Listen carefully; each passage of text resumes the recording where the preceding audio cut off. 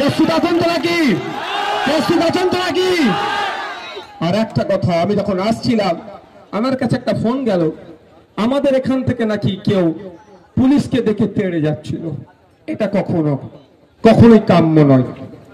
এটা হতে পারে আপনি আমি এসেছি মধ্যখান থেকে ওই প্রশাসনদেরকে বাঁচানোর জন্য। ওই কি সাব ইন্সপেক্টর কি আছে একটা নাম, এই রাজদীপ সরকার না হালদার কি আছে, ওকে বাঁচানোর জন্য, কেসের মাইন্ডকে ডাইভার্ট করে দেওয়ার জন্য কি করতে পারে, তার এই ভিড়ের মধ্যে তাদের লোক ভুলে দিয়ে পুলিশের প্রতি খারাপ ব্যবহার করতে পারে।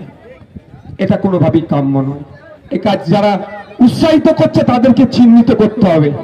কারণ আজকে তো পুলিশকে মারার জন্য আমরা এখানে উপস্থিত হইনি, পুলিশকে তাড়া দেওয়ার জন্য তো উপস্থিত আমরা হইনি। আমরা আমাদের ভাইয়ের খুনিদের বিচারের দাবিতে এখানে উপস্থিত হয়েছে।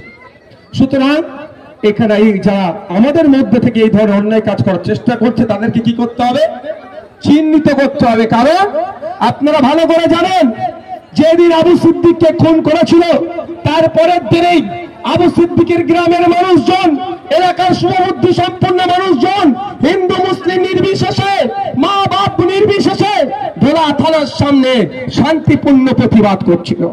কিন্তু দুর্ভাগ্যের বিষয়, আমার কাছে ভিডিও আমার কাছে এসেছিল, সেখান থেকে নাকি এই শান্তিপূর্ণ থেকে নাকি কেউ ইট ছুঁড়েছে, এই অভিযোগ আছে। কিন্তু আমি দায়িত্ব নিয়ে বলতে পারি, যারা এই দিনকে আমার হিন্দু সমাজ, মুসলিম সমাজের মা বোনেরা একত্রিত হয়ে, বাপ ভাইয়েরা একত্রিত হয়ে এই ডোলাশ্রম থানার সামনে প্রতিবাদ করছিল, তাদের মধ্যে থেকে একজনও এই অপকর্মের সাথে যুক্ত ছিল না। খোঁজ নিয়ে দেখুন আপনারা, ওখানে কারা বিষ ঢুকিয়েছিল এই শান্তিপূর্ণ প্রতিবাদকে ভুলভাবে পরিচালিত করার চেষ্টা করছে। তারপরে ভোলা থানা তড়িঘড়ি প্রায় 150 জনের নামে এফআইআর করেছে। এ জায়গায় দাঁড়িয়ে বলে যাচ্ছি, ভোলা থানার বড়বাবু সহ এলাকায় এসডিপিও সহ এসপি কে সুন্দরবন ডিস্ট্রিক্টের বলে যাচ্ছি, ওই 150 জনের মধ্যে একটা নিরীহ মানুষকে যদি পুলিশ একটা অ্যারেস্ট করে, তারপরে কি করতে হয় না দেখে কি করতে হয়। কিন্তু সুযোগটা পেল তো 150 জনের নামে মিথ্যা মামলা করে দিল। এই সুযোগ দেওয়া যাবে না। সব সময় আবেগের নিয়ে আমাদের ওরা খেলার চেষ্টা করবে, আমরা খেলতে দেব না। আমরা আইন বিচার ব্যবস্থার প্রতি যেমন ছেড়ে রেখেছি, সাথে সাথে আগামী দিনে এই ধরনের ঘটনা ঘটে তার জন্য আমরা মাঠে ময়দানে থাকব। আমি আপনাদের বলি, আপনারা শুনলে অবাক হবেন। আজকে আপনারা দেখছেন যে এখানে আইএসএফ এর ছেলে, আইএসএফ এর কর্মী বলে ভাইজানদের এত ভালোবাসা ধরে উঠলে উঠেছে। শুধু তাই নয়, আপনারা জানেন গত বছরে তুহিনা খাতুন বলে আমি তার বাড়িতে পৌঁছে গিয়েছিলাম, পুরোপুরি তৃণমূল পরিবারের মেয়ে, কিন্তু তৃণমূলের অত্যাচারের কারণে তাকে সুইসাইড করতে বাধ্য হয়েছিল। আমাদের বিশ্বজিৎ দাও আমরা গিয়েছিলাম বর্ধমানে, তাদের পাশে আমরা ছিলাম, তাদেরকে বলেছিলাম যদি আপনারা চান কলকাতা হাইকোর্টের সর্বোচ্চ দাস যেগুলো লয়ার আছে তাদেরকে দিয়ে আপনার মেয়ের হয়ে আমি মামলা করবো। কারণ আমরা বুঝি রাজনীতির ঊর্ধ্বে গিয়ে যে অত্যাচারী, যারা বঞ্চিত, যারা নিপীড়িত, তাদের পাশে দাঁড়াবার জন্য আমরা এই দল তৈরি করেছি। আর দুর্ভাগ্যের বিষয়, যাদের জন্য লড়াই করছি তাদের একটা অংশকে ভুল বুঝিয়ে আমাদেরকে দিয়ে দেওয়ার চেষ্টা করছে। তারপরেও বলি, আমি গত পরশু দিনকে গিয়েছিলাম কলকাতার বেলগাছিয়ার ওখানে।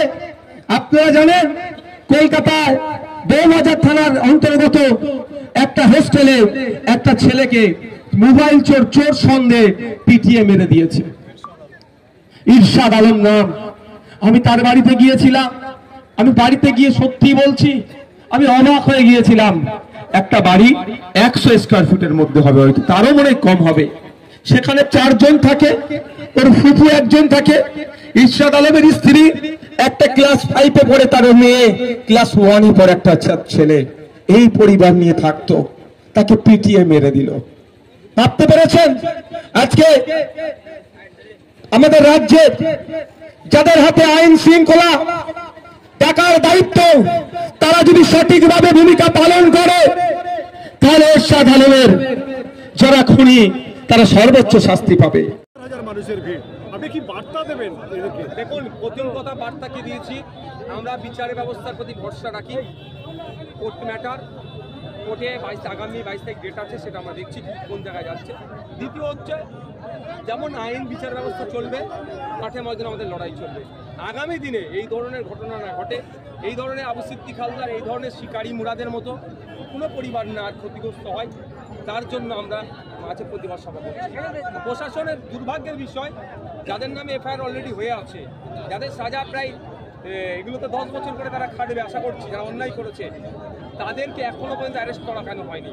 এই জায়গা থেকে বার্তা, তাদের বিরুদ্ধে প্রশাসনিকভাবে যে ব্যবস্থা গ্রহণ করা দরকার সেটা করতে হবে। এবং সাথে সাথে আপনাদের জানিয়ে রাখি, 1,75,000 টাকা আর বেশ কিছু গড়ি সোনা নিয়েছে, এখনো সেটা ফেরত দেয়নি, ফেরত দ্রুত দিতে হবে। এবং পরিবারকে ক্ষতিপূরণ সহ যে ডিমান্ড আমরা করেছি সেগুলো বাস্তবায়ন করতে হবে। কিভাবে খুলে নিতে হয় আইনের পথে, সেটা আমার দলের চেয়ারম্যান আপনাদেরকে বলবে। তাই লড়াইটা আমাদের আবারও পিঠে যেতে হবে, পিঠে গিয়ে আমাদের